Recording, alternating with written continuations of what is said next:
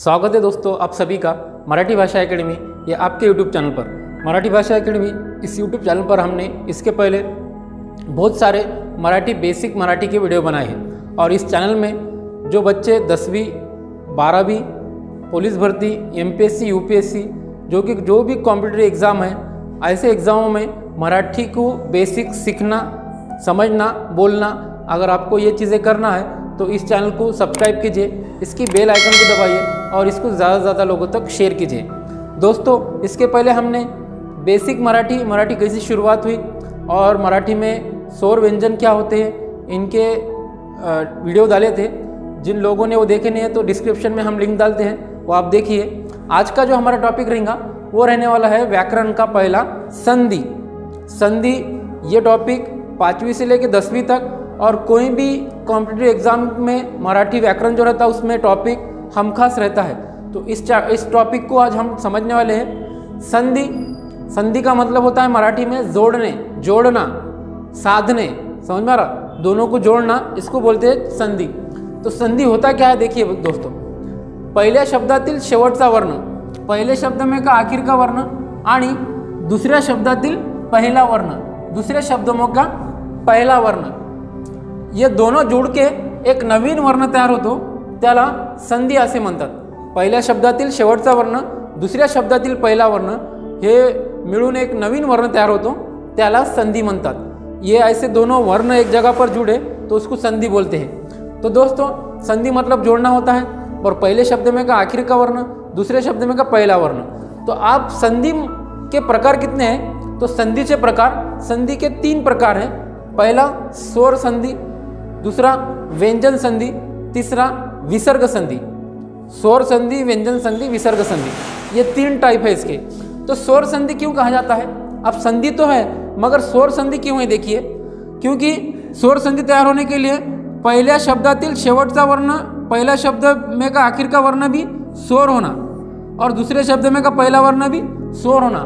ऐसा अगर दोनों स्वर रहे तो उस टाइम में स्वर संधि होंगी। कौन सी संधि होगी? स्वर संधि।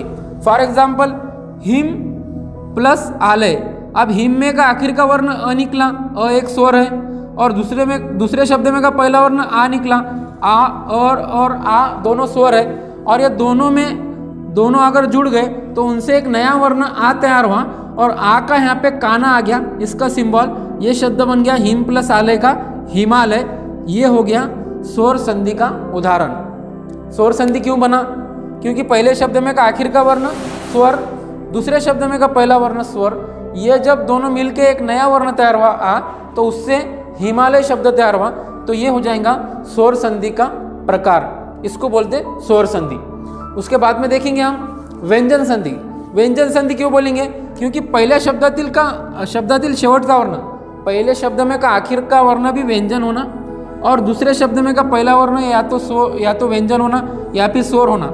अगर ऐसा कभी होता है तो उस टाइम में व्यंजन संधि होती है। फॉर एग्जाम्पल उदाहरण में पहल्या शब्दातील शेवटचा वर्ण द, विपद काल, विपद। अब दोस्तों यहाँ पे द पूरा नहीं है, आधा है, अर्ध व्यंजन है।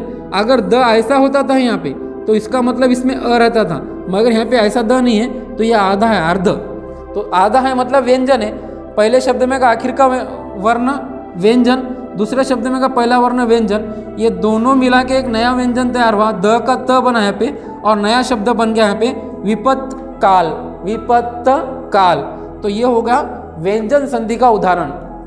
व्यंजन संधि मतलब पहिल्या शब्दातील शेवटचा वर्ण व्यंजन, दुसऱ्या शब्दातील पहिला वर्ण व्यंजन किंवा स्वर। तो ऐसा अगर कोई शब्द बनता है तो होता है व्यंजन संधि का उदाहरण। तीसरा विसर्ग संधि। विसर्ग संधि मतलब, अब विसर्ग मतलब क्या होता है ये सबसे पहले हमको मालूम होना जरूरी है। विसर्ग मतलब जो मराठी व्यंजन में स्वरादि है, स्वरादि कितने हैं दोस्तों? इसके पहले देखिए हमने 2 है, एक अम और एक है आहा। तो ये आहा है, इसको विसर्ग बोलते हैं। आहा को क्या बोलते हैं? विसर्ग। विसर्ग का सिंबल मतलब ये रहा, मतलब विसर्ग रहता। तो विसर्ग कब होता है? पहिल्या शब्दातील शेवटचा वर्ण विसर्ग होना, विसर्ग, आणि दुसऱ्या शब्दातील पहला वर्ण या तो व्यंजन होना या फिर स्वर होना। ऐसा अगर जब होता है तो उस टाइम में विसर्ग संधि होती है। फॉर एग्जाम्पल यश, यश के साथ में विसर्ग है। पहले शब्द में का आखिर का वर्ण विसर्ग, दूसरे शब्द में का पहला वर्ण व्यंजन। तो यहाँ पे ये यश का यहाँ पे ओ हो जाता है, ओ, यश का ओ, क्योंकि विसर्ग के पहले अगर अ रहा तो विसर्ग का उ होता है और अ प्लस उ इससे तैयार होता है ओ, ये ओ हो गया तो यश प्लस धन का हो जाएगा यशोधन। क्या हो जाएगा? यशोधन। तो यशोधन ये शब्द विसर्ग संधि का उदाहरण है। विसर्ग संधि का उदाहरण यशोधन और उसका संधि विच्छेद यश प्लस धन। यहाँ पे हमने देखे व्यंजन संधि। व्यंजन संधि का शब्द है विपद काल, इसमें संधि युक्त शब्द विपद काल है। इसमें स्वर संधि का उदाहरण हिमालय और इसका जो संधि विच्छेद है हिम प्लस आलय है। तो इस तरह दोस्तों हमने आज संधि देखे हैं, संधि में टाइप जितने होते हैं वो सब देखे हैं। अब इसके बाद में नेक्स्ट वीडियो में संधि स्वर संधि के जो इस स्वर संधि में जितने टाइप है वो देखेंगे। आज हमने जैसा देखे अ और आ रहा, पहिल्या शब्दातील शेवटचा वर्ण अ, दूसरे शब्द में का पहला वर्ण आ रहा तो उसका आ होता है। ऐसा इसके बहुत सारे टाइप आते हैं स्वर के। फिर बाद में व्यंजन संधि के टाइप है, फिर बाद में विसर्ग संधि के टाइप है। तो ये संधि की सीरीज सीक्वेंस अपनी चलने वाली है। तो इस चैनल को दोस्तों तुम सब्सक्राइब कीजिए और इसकी बेल आइकन को दबाइए ताकि तुमको ये जो टॉपिक आने वाले हैं अपडेट वो आपको मिलेंगे। और जो नेक्स्ट वीडियो आएगा तब तक वेट कीजिए। Thank you.